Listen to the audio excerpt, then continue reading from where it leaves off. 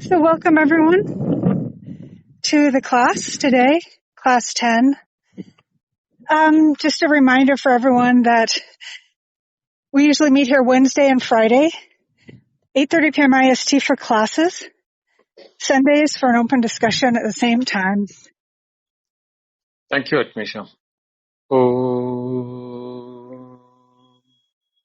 Namo Brahmadibhyo Brahma Vidya Sampradaya Kartrabhyo Vamsharishibhyo Mahadbhyo Namo Gurubhyaha Shruti Smriti Purananam Alayam Karunalayam Namami Bhagavatpada Shankaram Loka Shankaram Shankaram Shankaracharyam Keshavam Badarayanam Sutravashikritau Vande Bhagavantau Punah Punaha Ishvaro Guru Ratmedi Murti Veda Vibhakine Vyomavatyapta Dehaya Dakshinamurtaye Namaha.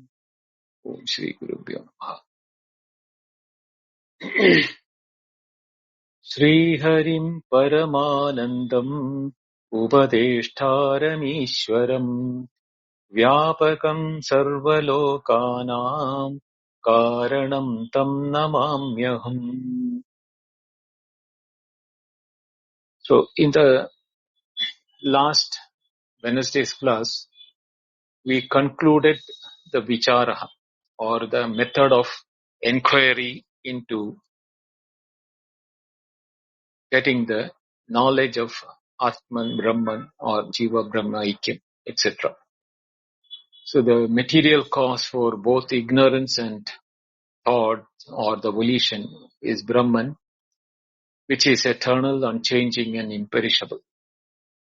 Whereas the world, though unreal in absolute terms, but it is very much functional and real until knowledge dawns or knowledge eradicates the reality in the Nama-rupa, like the illusory snake and the rope, Rajju Sarpavad iti.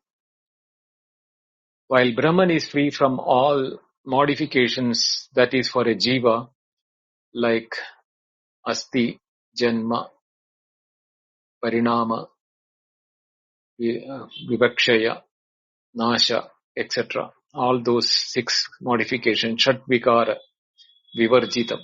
Therefore, the one which is shat vikara vivarjitam, without the modifications of the 6th type, which is for the ones which are seems to be having birth and death, etc. Brahman is only ekaha. It is indivisible and sukshma.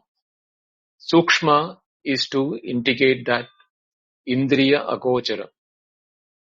By no means we can perceive it or understand it with any of the pramanas other than the shabda. The distinction between the Brahman and the world is only for the transactional purpose. Just as the transactional purpose, we differentiate between a lump of clay and a pot made of clay. There is a difference between the transactional utility, etc. for them. Same way, between Brahman and the world, the cause and the effect. The differentiation or the distinction is assumed only for the transactional purpose. Once the knowledge arises up of the reality, this distinction will become clear and the world will be seen in a different light altogether, as not as Nama-rupa, but as Brahman itself, as existence, knowledge and awareness or the bliss, Satchitananda-rupa. Akamegopi sukshmascha jnata sakshi sadavyeya. The last on the vichara. Tadaham natra sandehaha vichara soyam idrishaha. So that concluded the vichara thing, where in the final verse we saw that this verse powerfully refutes the duality of Jīva and Brahma. The Jīva and Brahma Aikyam is what is being enforced or ascertained by this verse.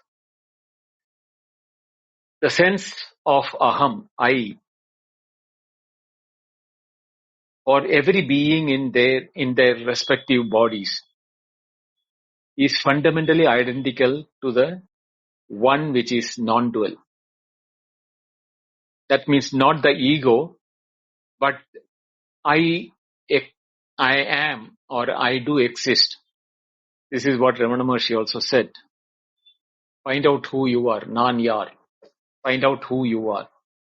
So that I, which is there, which is the primordial requirement for even the ego to exist, that is the one which is pointing towards the non-duality. Therefore, the self is beyond sense organs, and it is also the jnata. It is because Swarupa, it is the knowledge Swarupa, or the consciousness nature, or the awareness in nature. Therefore, we can say he is the knower, and also the witness of the world of objects, as I am always a sakshi of even the three experience of Jagrat, Swapna, Sushupti of mind. And I have not undergone change during the three states of Jagrat, Swapna, Sushupti. Therefore, I am nirvikara, or unchanging. Therefore, Sat Avyayaha means eternal and without parts, or Avyayaha means with undivided. This I, Aham Pratyaya, is experienced as in the individual, not the ego, but the Aham Pratyaya is the same as Atma Pratyaya at that level. The moment it becomes the Aham Pratyaya becomes the ego, then the identification with the body, Sukshma Sthula Karana Sharira, takes place. And therefore, anything happening to the Sthula Sukshma Karana Sharira, the subtle causal and the physical body happening, we take it as granted as it's happening to me, to the I, which is the Jnata and Sakshi, but to the knower and the witness. But nothing happens to the knower and the witness. But we think that it is happening to us because of the identification with the body. Therefore, there is no difference, Jīva and Brahma. In reality, there is no difference. But if you do not know the knowledge of the Aikyam, or Jīva Brahma Aikyam, or your true nature, then you are in bondage. Samsari. You are not a mukta, or you are not liberated from your ignorance. Therefore, the ignorance, we should know how the ignorance is functioning for us to get deluded. This delusion is a result of that aspect of our own, misunderstanding. To explain this ignorance, the following 5 verses are being used by Acharya Shankara for the purpose, where he says at the end, Kimatjnanam ataparam. What can be a greater ignorance than this? That is how he concludes the next 5 verses. So let us look into the verses one by one. Atma vinishkalo hyeka deho bahubhiravrataha tayoraikyam prapashyanti kimatjnana mataparam. Atma, Atman. He ekaha is indeed only one. There is only one Atma.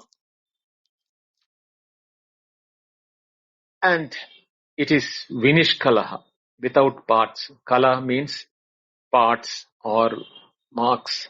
So vinishkalaha means without part. So Atma hi ekaha vinishkalaha asti. Whereas Atma is verily one without parts. Whereas Dehaha bahubhir avrataha. Dehaha means the body. whether it is a physical body, subtle body, or doesn't matter. Every one of them, Bahubi means by many parts. Avritaha means is covered. So the body is, the word Avritaha here is used, is covered, is to show that each body, the Panchakosha Viveka, which we saw it in the Taittiriya, each one is supposed to be a kosha for the other one. That is why the word Avritaha is used here. But in reality, that Bahubi Avritaha means you can take that it is being having multitude of parts. Mutaha tayoho aikyam prapashyanti. Mutaha means, it is not given here, means the ignorant or those who do not know the reality. Tayoho aikyam, the unity or the identification. Tayoho means between the two, between the Atma and the Deha. The knower and the known. Here the body definitely is known to us. We know each and every aspect of the body's function, whether it is a subtle body like mind, intellect, etc., or the physical body of our physical nature. These two, we know it. Therefore, they are objects for the Jnata, the knower, which is Atma. But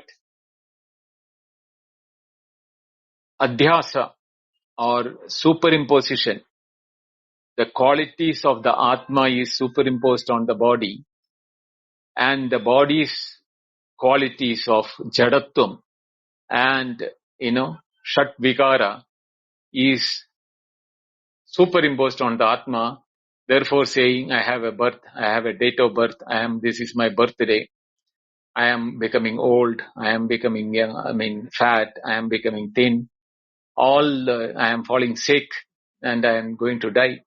All these vikaras of the body is now said as, I am going to do it, I am having it, I am. This superimposition of the body functions on the I and the knowing function of the I onto the body.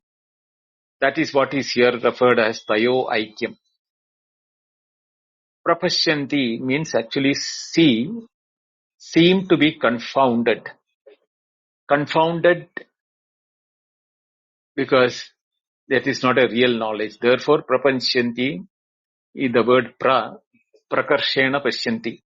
Means he is seeing it in a different way or in a particular manner. Not that he is well knowing it. Not in that meaning. Ataparam kim ajnanam.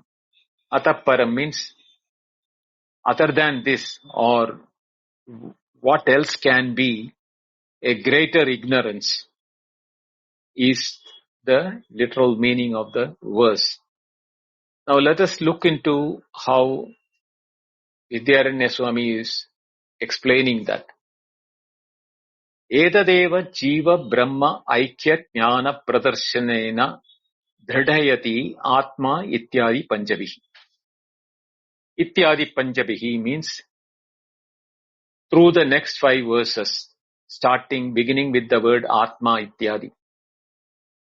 So this verse starts with the word Atma. Therefore, Atma starting with this word Atma, next 5 verses are Jīva Brahma Aikya Jnana Pradarsanena Dridayati. The very truth, the non-duality, Brahma Jīva Aikya, means the oneness of Jīva and Brahman, is now strengthened and demonstrated. Pradarsanena, demonstration, and Dridayati is strengthened that Jiva and Brahma are one and the same. There is no two. There is this confusion that Jiva Brahma being two, especially in the duality or the dualists Dvaitins, they can never accept the Brahman and Atman being the one, Brahman and the Jīva being the Jīva Brahma, Jīva Jagat Jada. These three things are considered as separate individual existences. But where Advaitin is very clear about it, there is only one truth, Ekameva Dvitiyam Brahma, which we'll be seeing it. Therefore, this is being ascertained and made in such a fashion that a one who thinks about it will be in a position to see the clarity with which the Jīva Brahma Aikya is being explained by Acharya Shankara in this verse. And what more can be the ignorance one who cannot see that? The dualists who do not see that are called the ignorant by Advaitin for this purpose. Yadaha apratyaya vedya atma atita santata bhavena jagradadi sarvas avastasu anuvartate. Apratyaya vedya atma. Atma cannot be known as an object of cognition.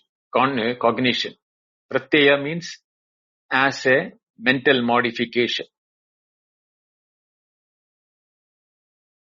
And all the mental modification in here, in all the pratyaya or all the mental modification or all the thoughts, there is a content to the thought. That means there is an object which is being the content of the thought or cognition. Whereas Atma, your own self or our own very self, when I say I am so and so, or I slept, or I ate, or I walked, or I traveled, all these time when I am using my reference to my body. But the I, which actually is there, on which I am now superimposing the activities of the body as mine, that pure Atma or the self, which is before the ego comes up in the waking, that Atma is the one which is apratyaya vedya. How is it? Atita santata bhavena. As a continuous, santatam means continuous. Atita, extremely santata bhavena. That the continuity of the I is never broken.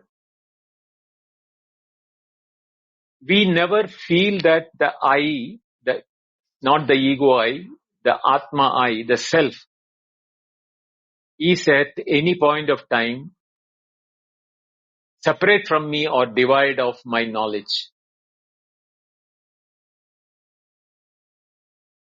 To explain that, Jagradadi sarva avastasu anuvartate. Vidyaranya Swami says, Jagradadi means Jagrat Swapna Sushupti. Ityadi sarva avastasu.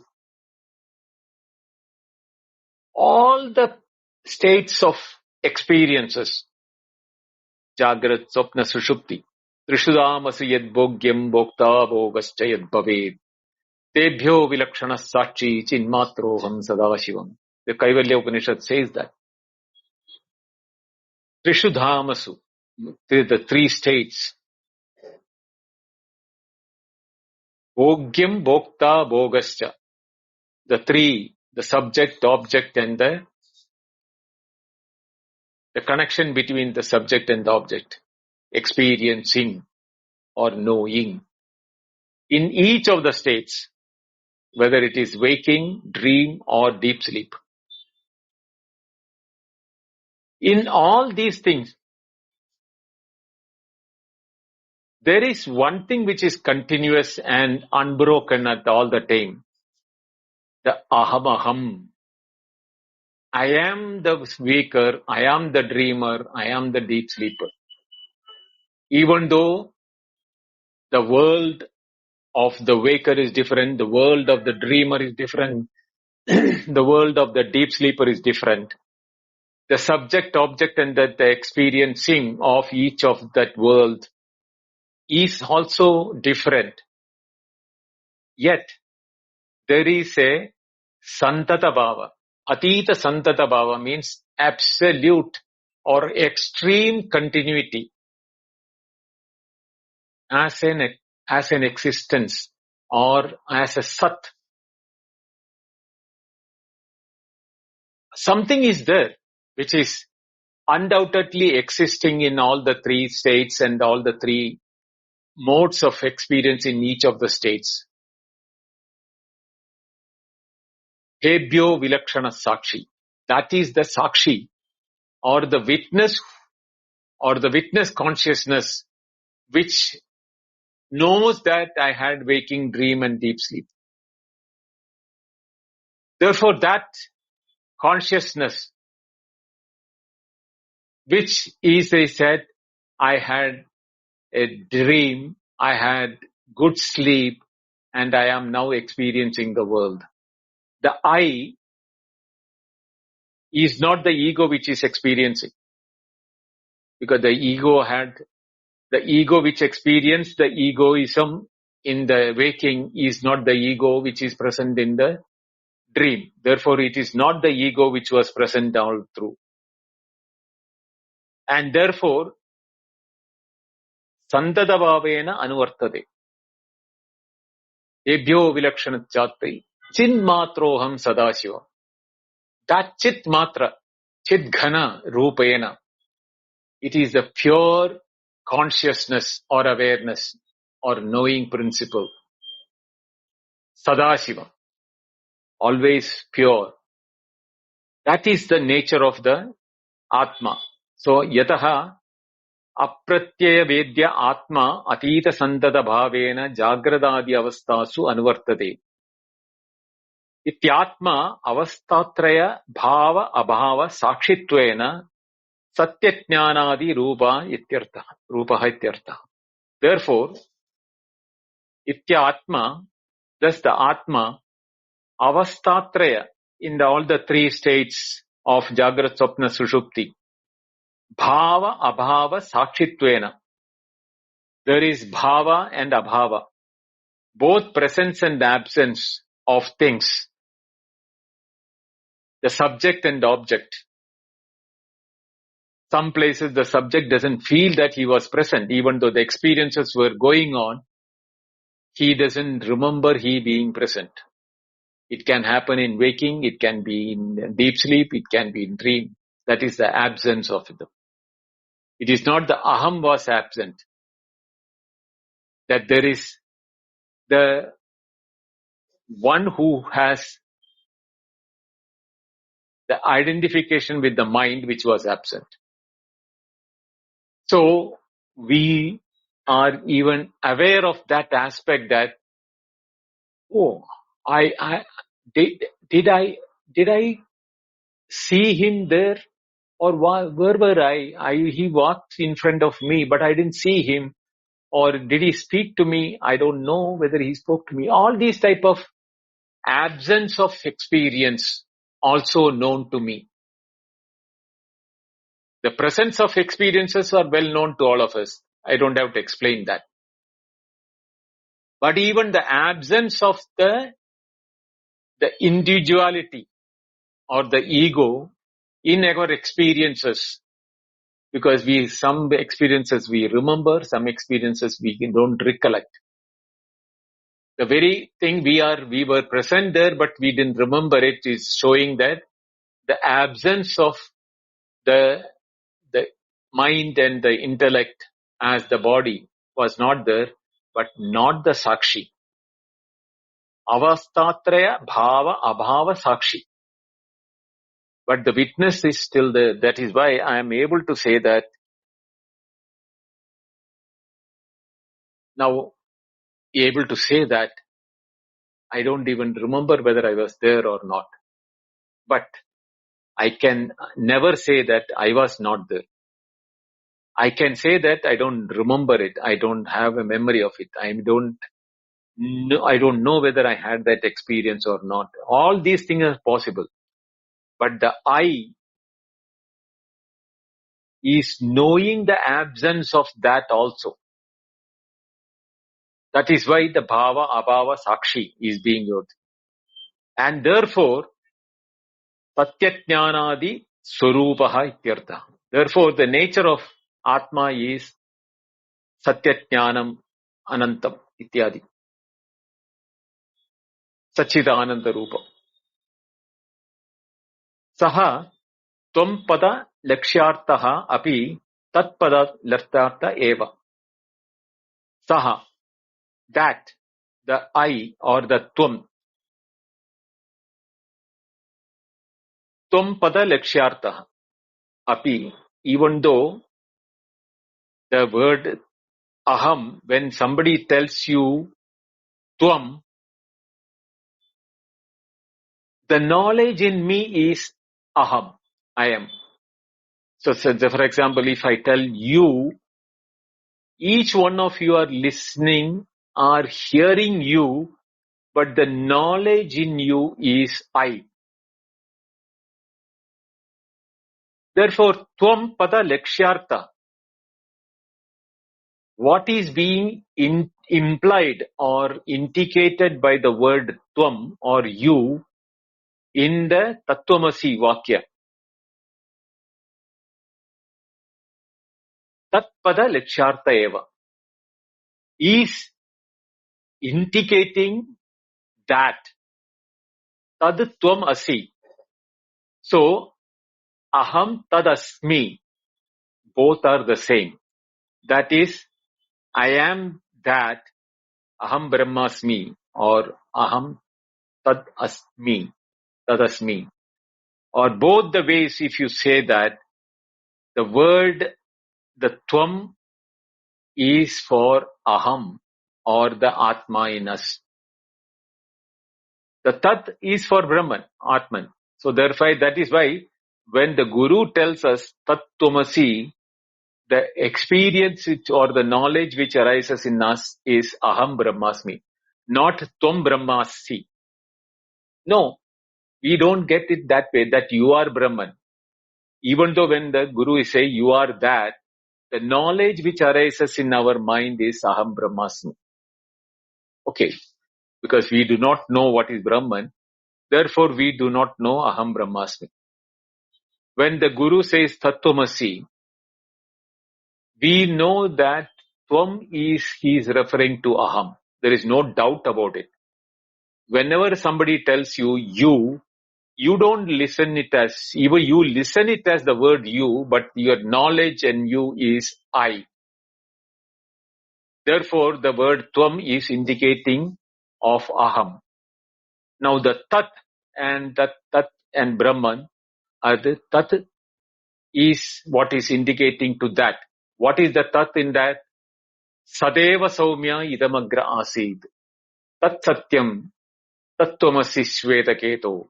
Is the word in which Chandogya Upanishad 6th chapter 9 times Uddalaka is telling to Shvetaketu about it.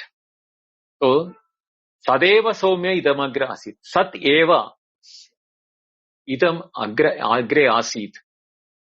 That Sat alone was there in the beginning. So when the Tat is being Tat Satyam, when in the end the last sentence when the Guru says, Uddalaka says, Tat Satyam is indicating to that Agre Sat Asit. So that Sat which is there referred here in the beginning as is the Satyam and Tad Tvamasi Soyataketo. That is what you are. That Sat which was there in the beginning is indeed what you are now.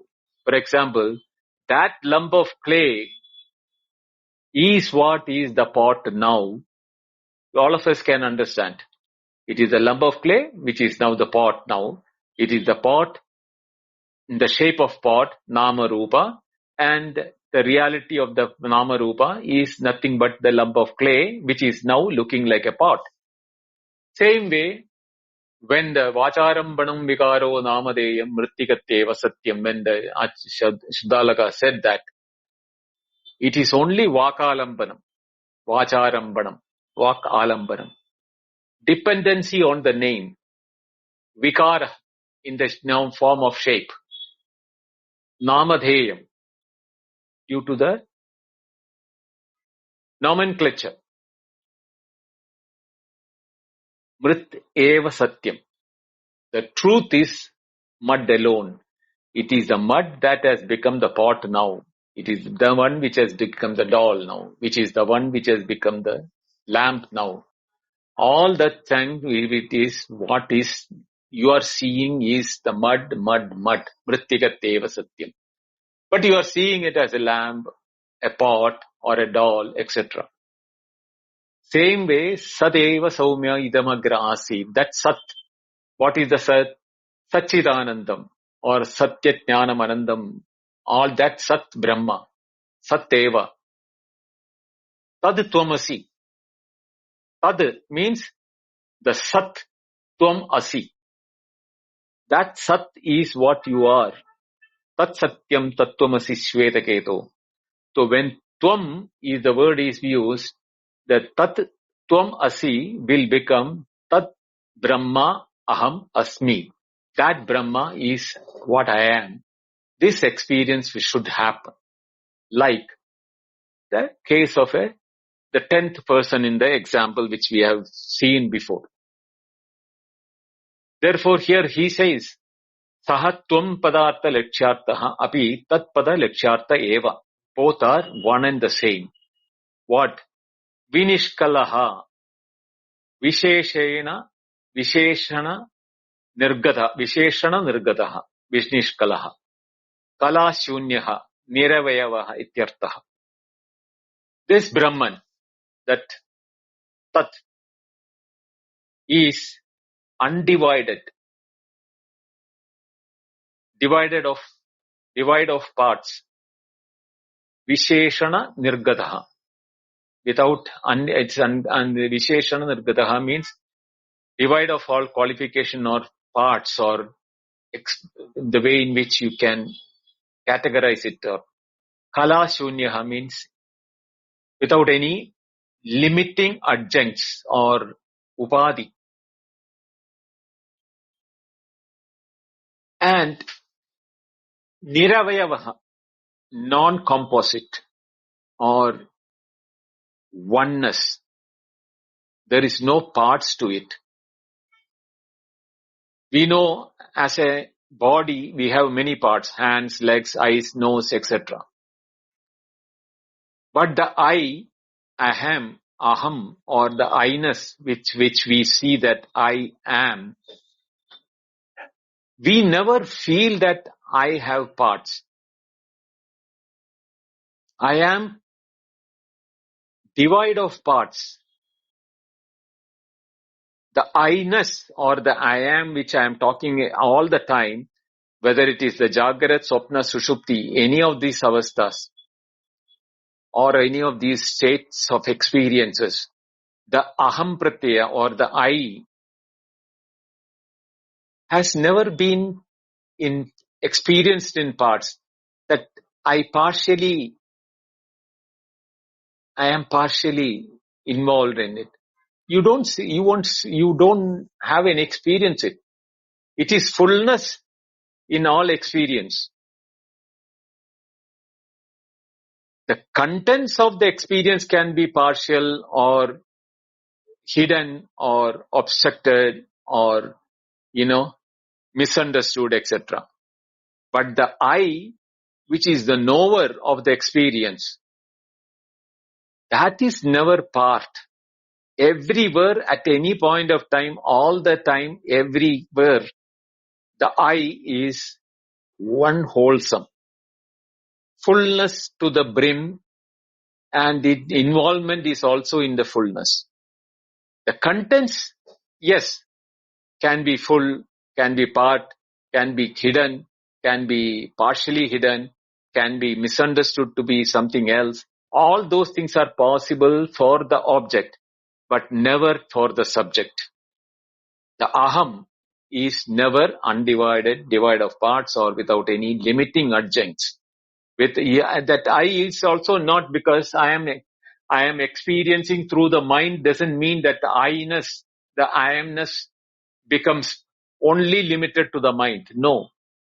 The I, when knowing the mind or the thoughts or the happiness or the sorrow in the mind, the I which is knowing the happiness or the sorrow is in full steam or full-fledged.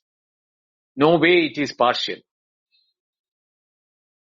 Anyatha savayavatve ghadadivat vinasha tva utpatti iti bhavaha.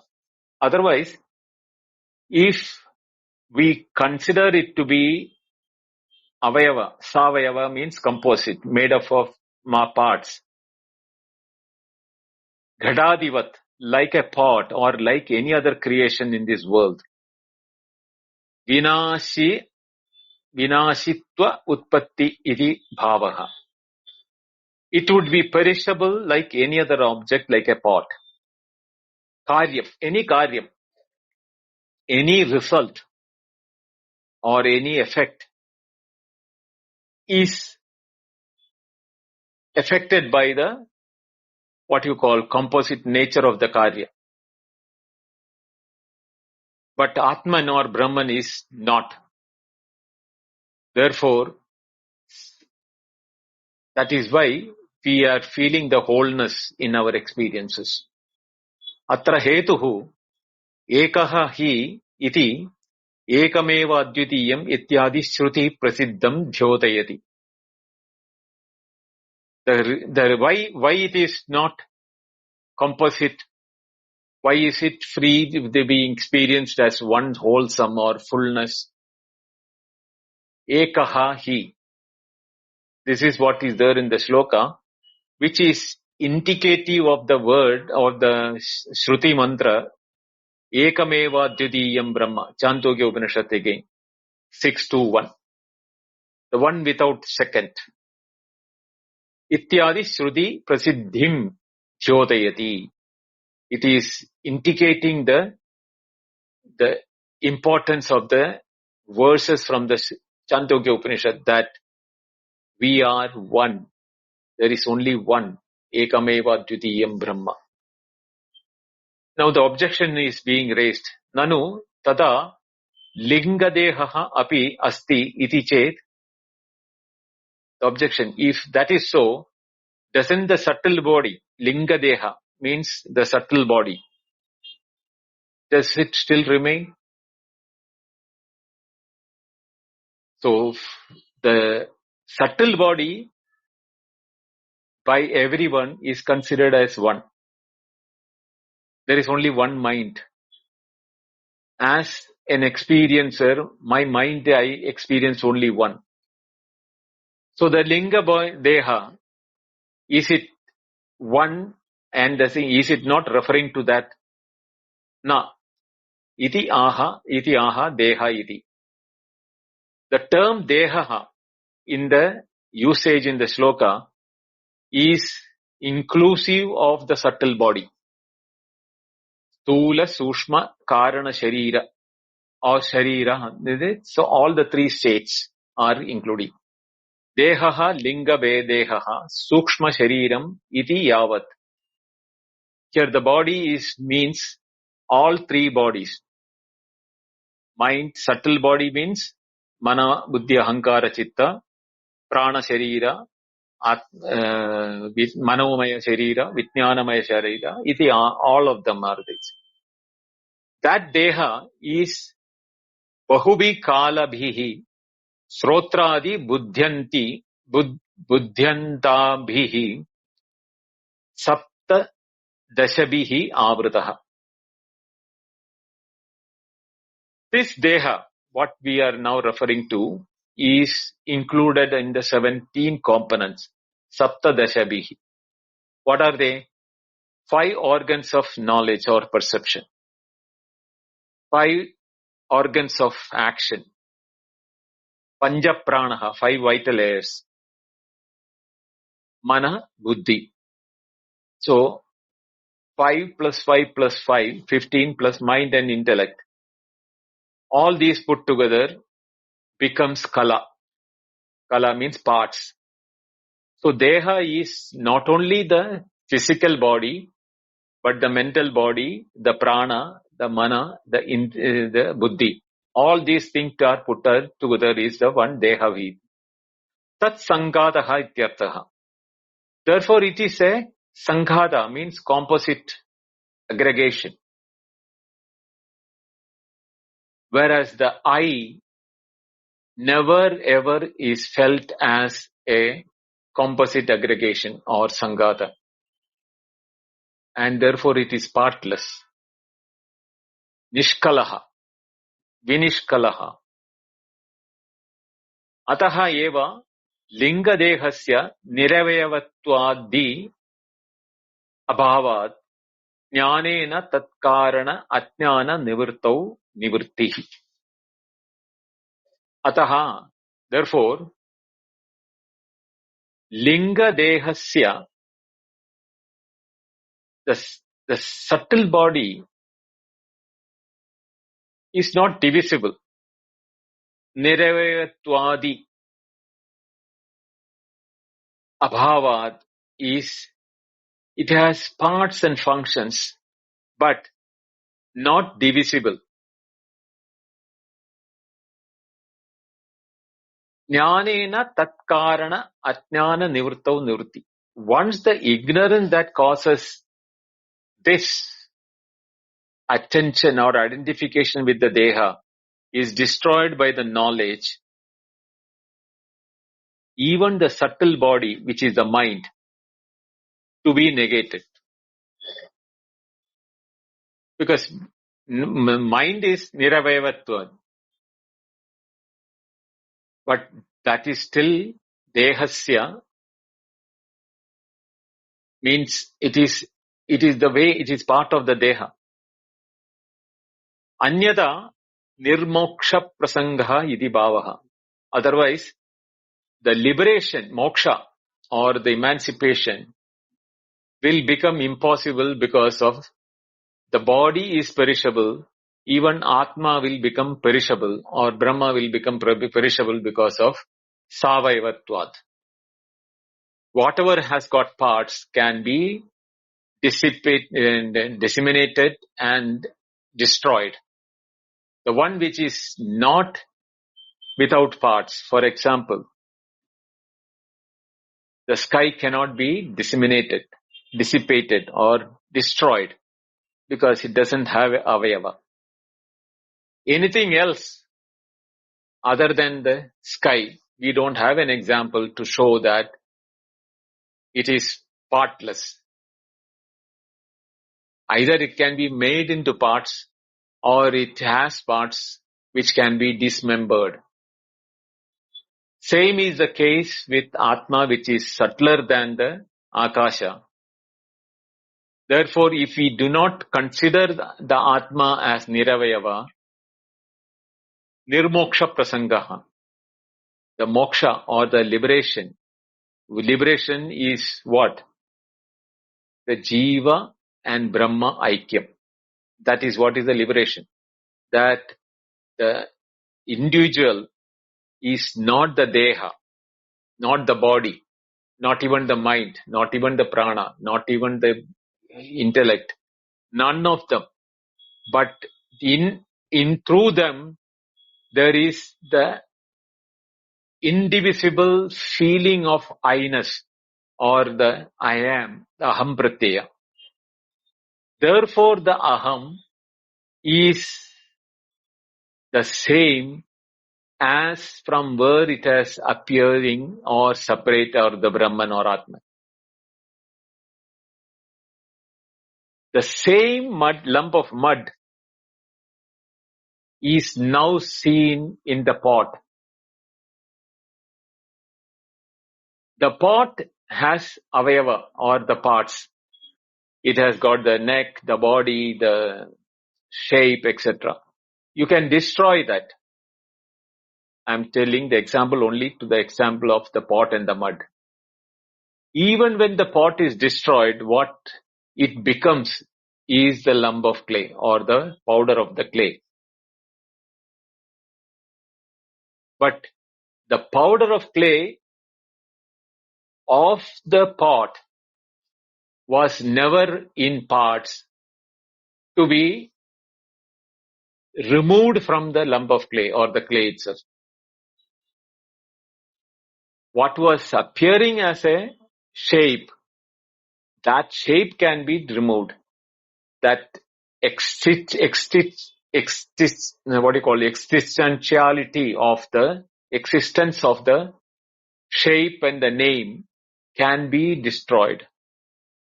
But the cause which has become that or appeared to have become the pot, that can never be removed from the pot. Same way, the Atma or the Brahman which we are now experiencing in each one of us, when we think very closely, we'll feel that the oneness or the indivisibility of our own experience or the knower of the Atma or the knower of everything. Evam ati vailakshanye satyabhi tayor atmadehayo prakashat tamasoho iva aikyam ekatmyam prapashyanti tarkikaha adeha ityartaha. So in the case of Tarka Vaisheshika, they consider that Anu Matra, Atma is Padartha for them. And Padartha is an aggregate of parts. And aggregate of parts can be brought into Anu or the atomic level. That is how the Tarkika, etc. is thinking. And that is absolutely contradictory to our explanation till now, like Tama Prakashavat. So there is essential difference between the self and the body. The Tarkika and the others imagine that is their identity. And therefore they feel that Anu is the formation which is the cause for the Atmas. People make the distinction between the light and darkness to be related or connected. Actually, light and darkness, the darkness is a non-existent light. But there is nothing called darkness, but it's an experience. Nobody can say that we didn't experience the darkness. But darkness is the absence of light. But then they say that therefore there is a relationship between light and darkness, whereas there is only one thing which is real, that is light.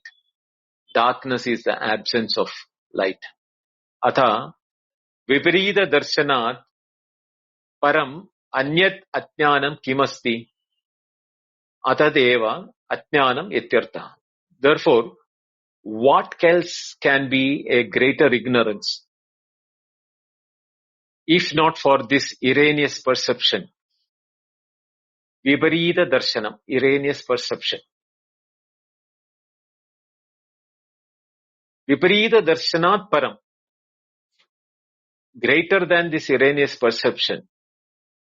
Anyat ajnanam kim, how can be there a greater ignorance?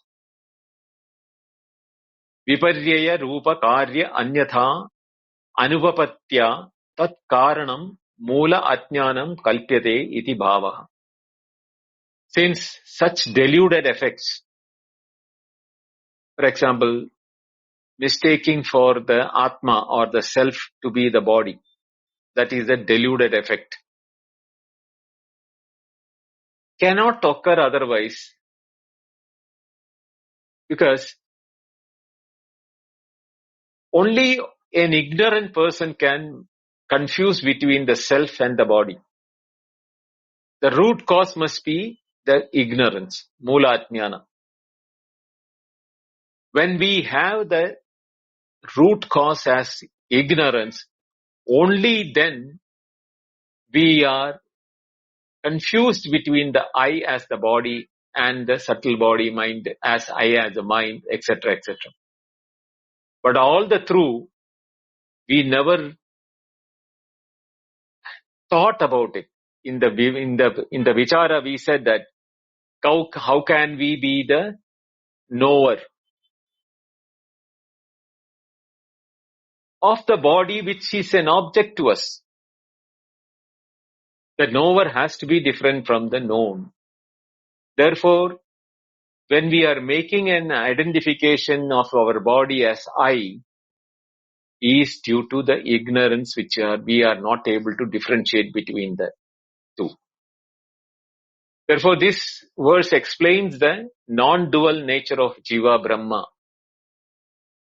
The only thing which is real and constant, partless, non-objectifiable and prevalent or always present in all the states of experience is the aham, individual. Even the tattvamasi, where we heard that, tvam is referring to the aham, and the tat is the same as Brahman or Atman. Therefore, tattvamasi is referring, the Shruti is also telling that we are Atma, we are not the body. So to confuse the body as a subtle body or the cross body or even the Atma, Pranamaya, Annamaya, all of them as human, as I am, that is due to ignorance. And moksha, liberation, the freedom from the bondage of our association with the subtle body or the gross body is due to ignorance. And only knowledge can remove that ignorance, because the pratiyogi or the antidote for ignorance is only knowledge. So that knowledge is not the bookish knowledge or a technical knowledge or a statement from the Shruti. It has to become our very own knowledge as an experiential knowledge, where we know that I am not the body. The moment we know that I am not the body, I am not the one which is suffering, I am not the one which is enjoying, all those things, I am only an observer, sakshi, of the happiness and the sorrow of the body, of the mind, of the intellect. When I am able to look at them as objectified aspects of the body, I am liberated from the body and the clutches of the body, limitation of I am no more the body. Therefore, the liberation will be only possible when we are negating our own association with the physical, mental and the intellectual body. Knowing very well they are objects for cognition for the I, for the individual. Therefore, who am I? I am the one, tebhyo vilakshana sakshi. I am the witness, consciousness, awareness in pure nature. Beyond the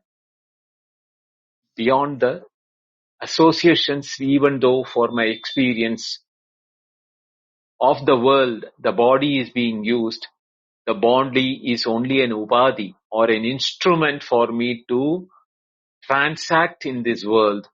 I am not the body. Therefore, I am not contaminated or affected by what is happening to the body. Any association with the body is the reason why I am feeling that I am getting affected by anything happening to the body. The knowledge, the moment we have the knowledge that I am not the body, which is very wide, vivid, clear in all matters, still the Dvaitis think that we are the jīva and Brahman is separate. And what can be the greater ignorance or the foolhardiness more than that. Even though they know that they are not the body, they are not ready to accept that, they are not the body.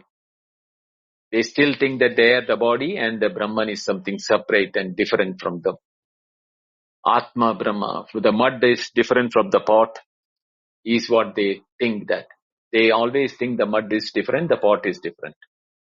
Therefore, they are always earning to get liberated. They are never feeling that they are always liberated. Our Swarupa is Nitya Buddha Mukta Shobhavaha. It is eternal, because never a time was there in my experiences that I was the body of the waker, the body of the dreamer, the body of the deep sleeper. I knew the happenings of the waker, dreamer and the deep sleeper as the bodies in the waking, dream and deep sleep. Therefore, the knower has to be separate from the known. But if you identify with the waker and think that the waking is real, the waking is happening, then as Atma you can be in the waking, knowing very well that the body is an instrument which is going through the experience of the waking. I am only the knower beyond the body. Whatever happens in the world happens with the reference to the body and not happening to me. I am never being conditioned by the body, nor conditioned by the knowledge what's happening to the body. I am the knower of everything.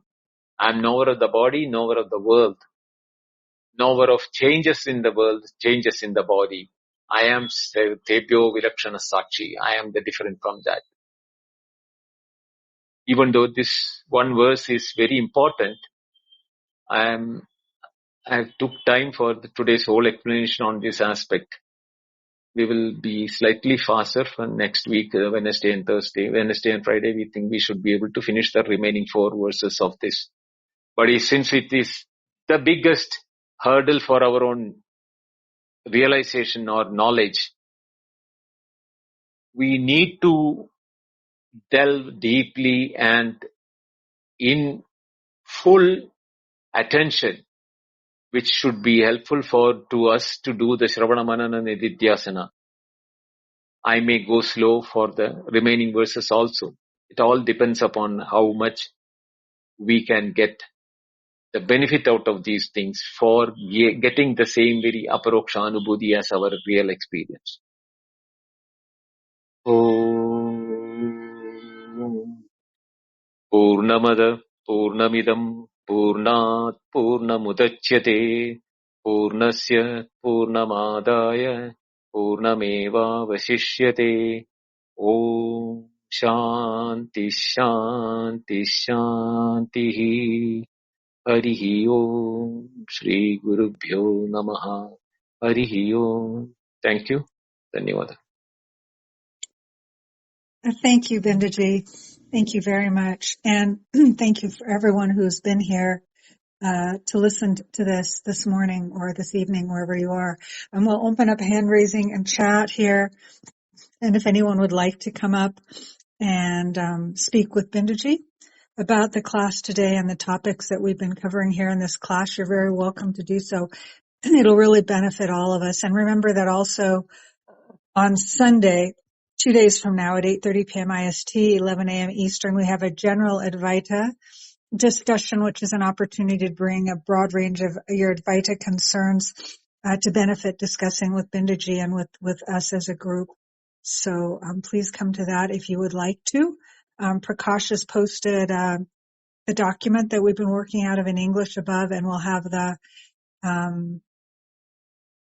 Sanskrit version of the one commentary or sub-commentary that there is on Aparokshanubhuti. I just wanted to say thank you again, Bindaji. It's really a nice format to be following this text, because I think it gives a lot of room for you to bring forward what you can add to this for us. So, if anyone would like to come up, please raise your hand.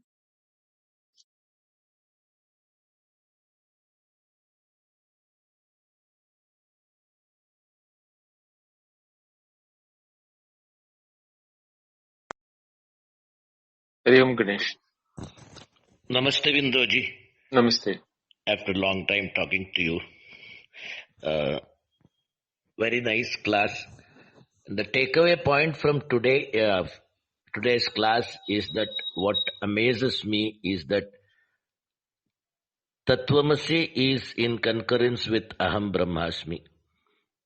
When it says you, it becomes me only. That is a fantastic thing which is so common, but we would never think of such things in daily life. And that is a fantastic point that I enjoyed today. And in all the avasthatrayas, whatever we feel as I, is that the primordial thing, I? Yes, the I which we are feeling,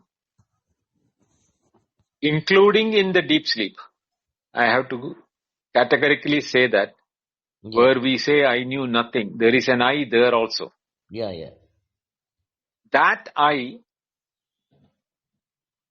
which is present even in the waking and the dream, is the one primordial. It is not different from Brahman or Atman or everything, anything which we are experiencing. Everything has saying I am. You are saying I am saying I am. Prakash is saying I am. Atmisha will say I am. All of us, we are saying I am only. The I-ness in all of us are not different. But when it comes to the body, we will say one is different from other. So that I-ness is the Atita Santata Bhava, isn't it? Yes. Aham. Yeah, Atita Santata Bhava in the sense that I is present even in the waking, even in the dream. That is why you are able to say, I had a dream, I went to sleep, and I am now.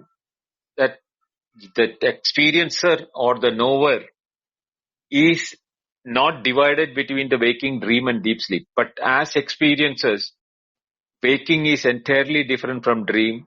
The dream is entirely different from deep sleep. Deep sleep is entirely different from the other two. Like that, even though we know that the differences, the I, which is knowing the differences, doesn't have differences even while experiencing the three. So that is neither knower nor the known, so that are the knowing. So all the three are not, are they only transactional? This I is just the Sakshi? I is not a transactional thing, no. I is beyond transactions. I is a that is true. knower. But this knowing, knower, known, all those things are happening in the Sakshi Bhava of the I. No, the Sakshi is different from them. The knower in the waker is different from the knower in the dreamer.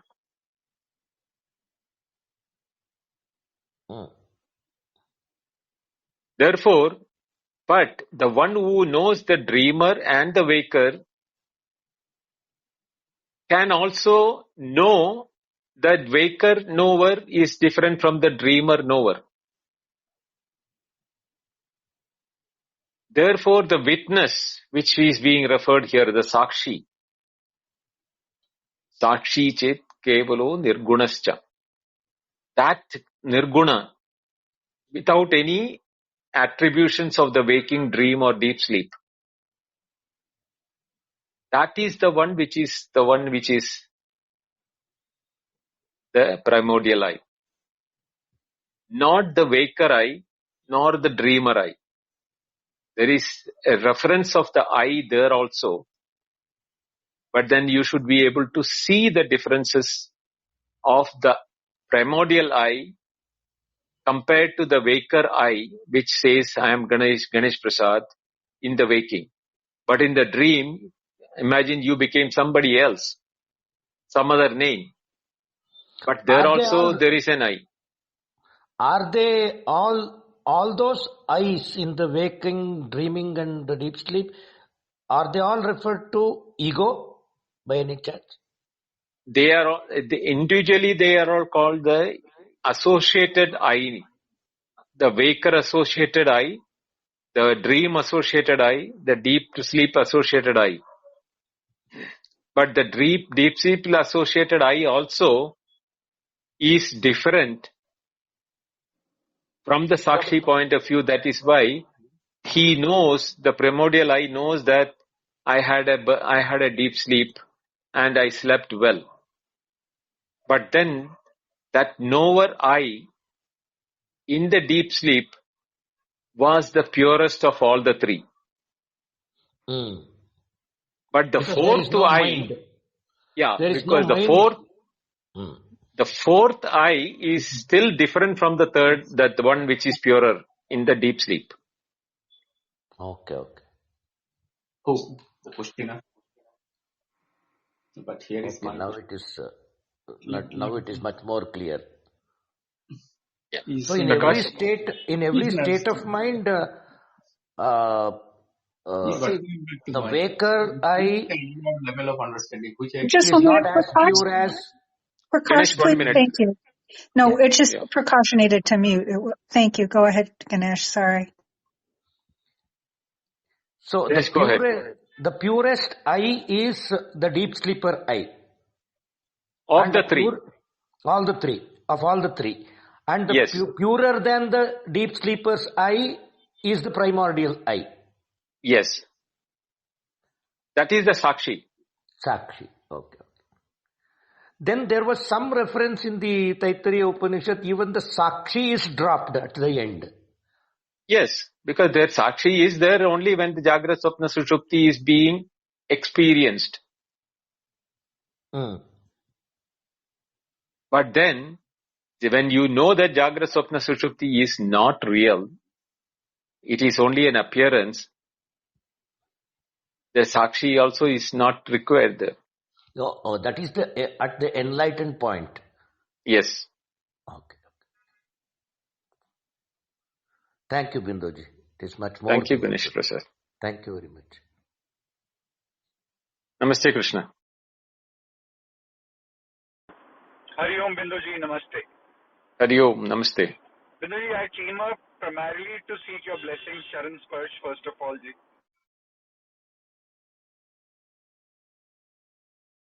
Thank you, Krishna. You are always blessed. Thank you. I had a bunch of questions in my mind, but, I mean, the primordial eye was an eye-opener, and the various states of it is also something which I haven't reflected upon earlier.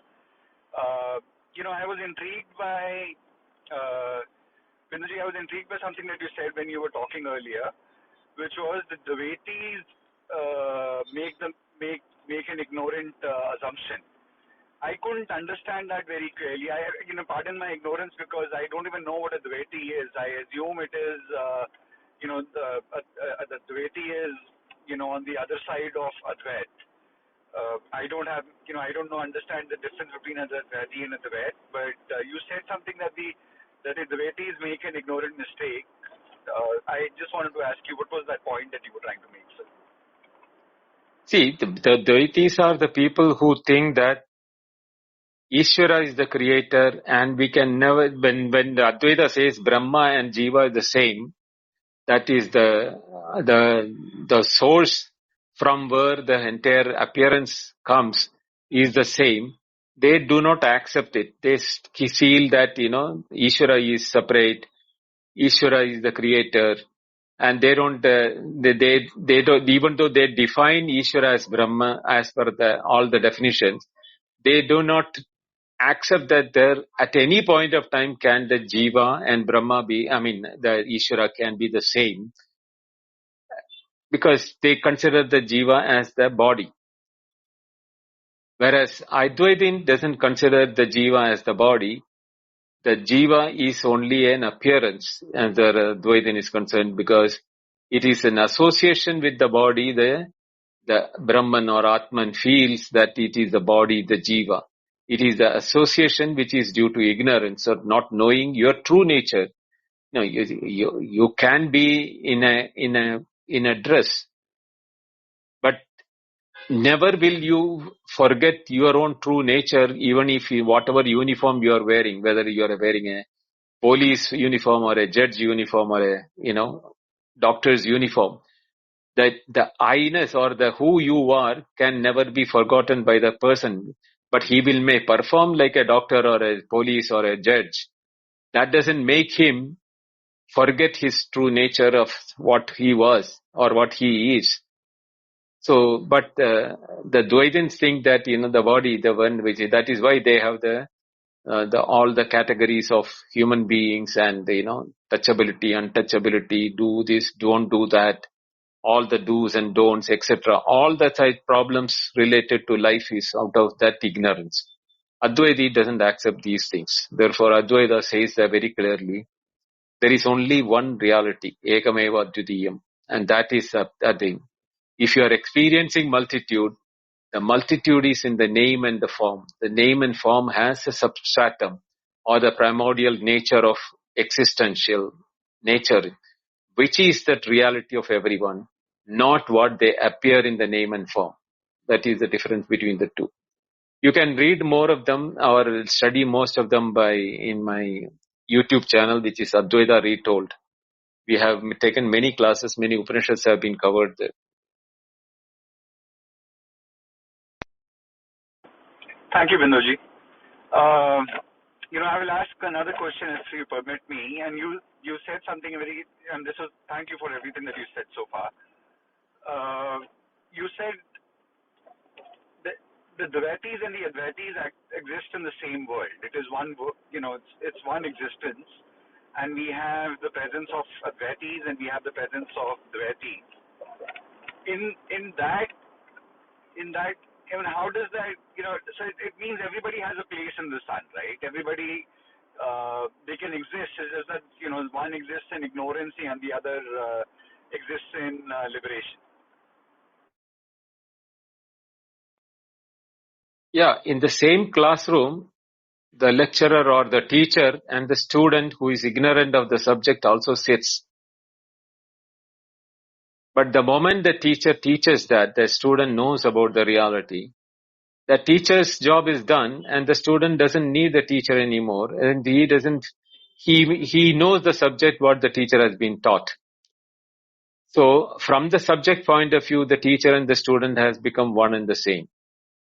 Same way, in this world, both Dvaitins and Advaitins are coexisting, and Advaitins are teaching that non-dual reality of one reality, which is the reality of everything. And the moment the Dvaitin realizes by the method of this particular text which I am covering, if the thoughts are being done or the inquiry is being done, the Shravana, Manana, Nididhyasana, the three of the methodology which Advaitin refers to or practice, then the differentiation or the difference. But Advaitin doesn't consider the difference between the deity and the Advaitin in reality. It's only from the point of view of understanding the differentiation is taken as existing by the Advaitin, even though if the Advaitin knows that the Dvaitin also is nothing but Brahman or Atman only. It is just like that, the teacher and the student. Otherwise, there can never be a teacher and the student.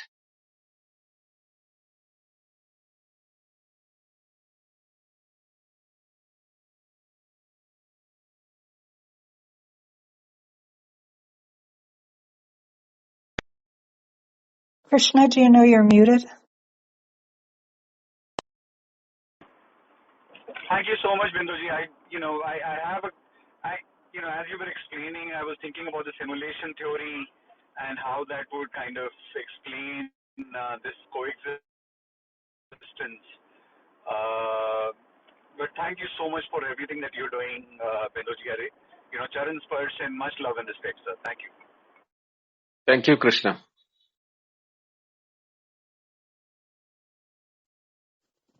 Yeah, anyone who would like to come up is extremely welcome to do that, to talk with Bindaji about what we're covering today. Just raise your hand if you'd like to come up. While we're waiting to see if someone would like to, I just wanted to say that I have to listen back at the whole replay because I just get absorbed in what you're saying. But the beginning of the class especially, I just felt that you were doing a really beautiful job of sort of illuminating the space of freedom that can arise right in the middle of what used to be the really demanding attention to the transactional world. It's just very, very, very beautiful class today, I felt. So thank you for that. Anyone else would like to come up? If not, we can go ahead and close. I think so. Nobody seems to be having any doubt in what has been given today.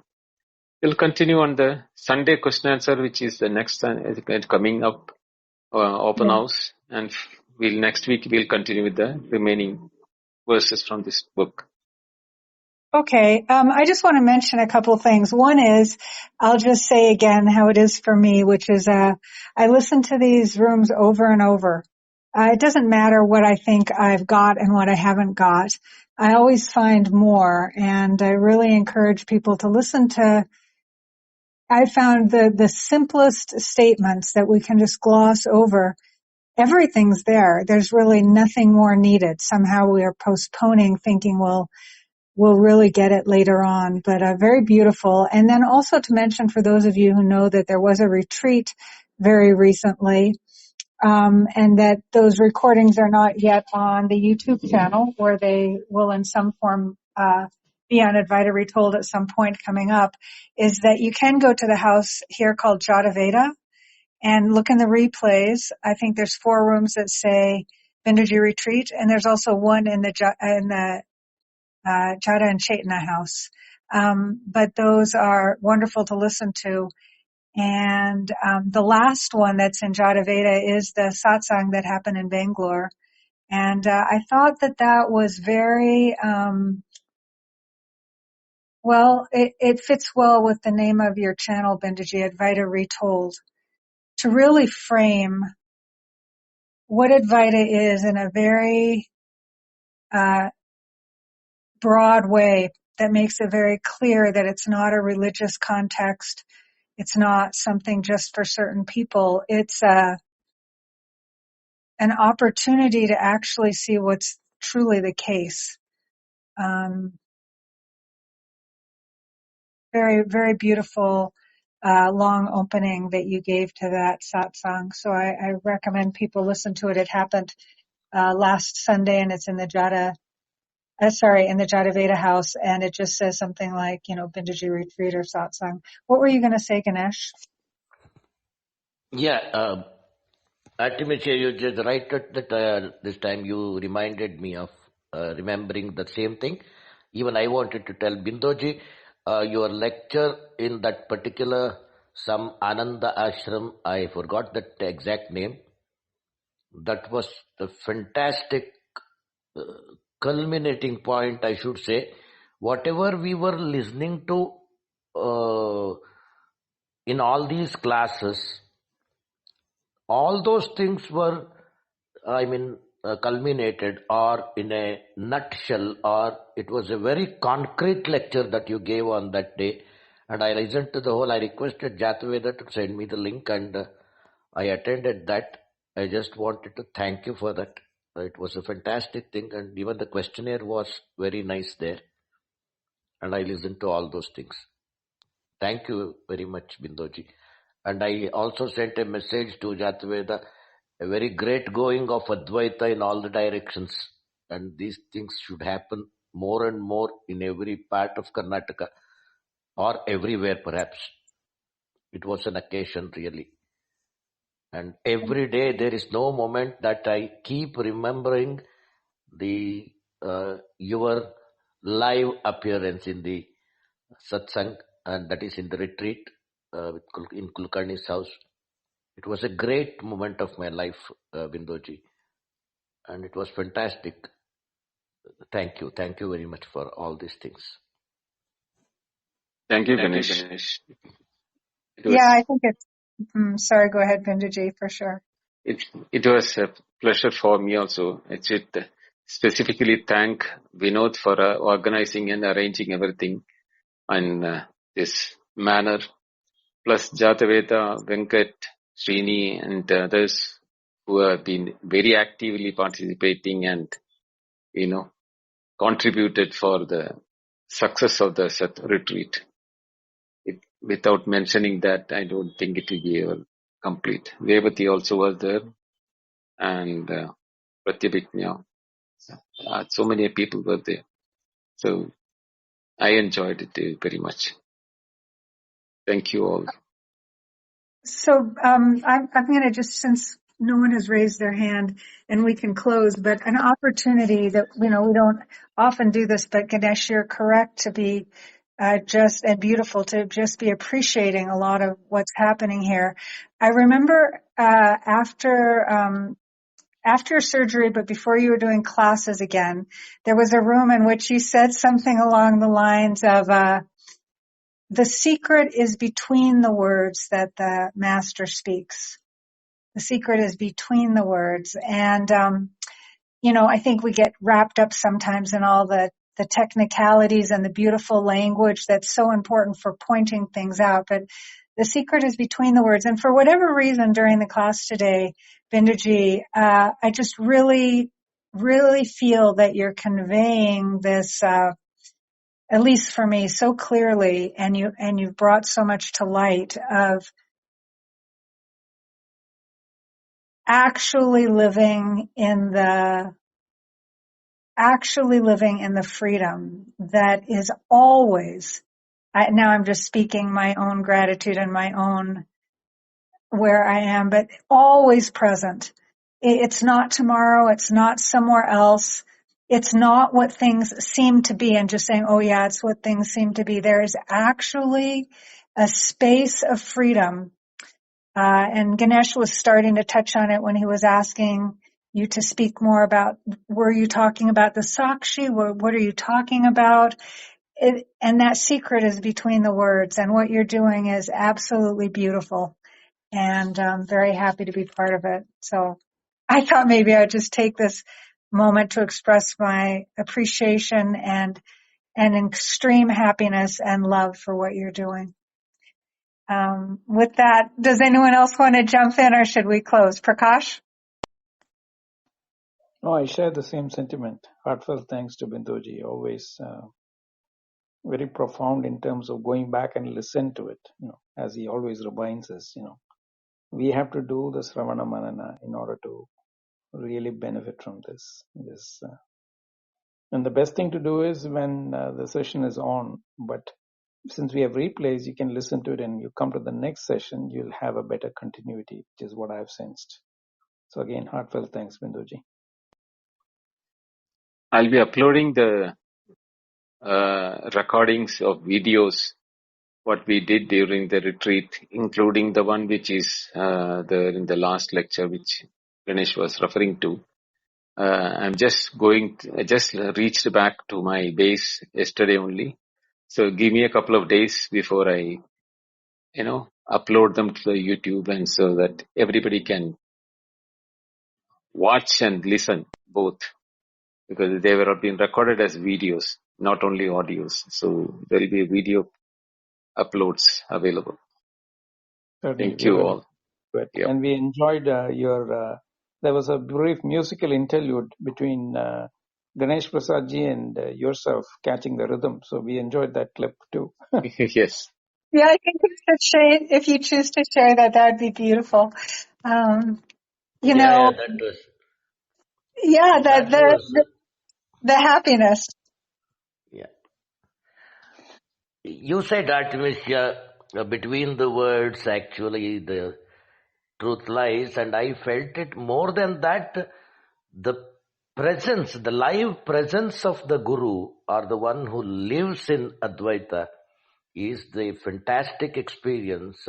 Each and every moment and his gesture, and you should see that smile on his face, which is so eternally glimmering and glittering all the time. And he is living that.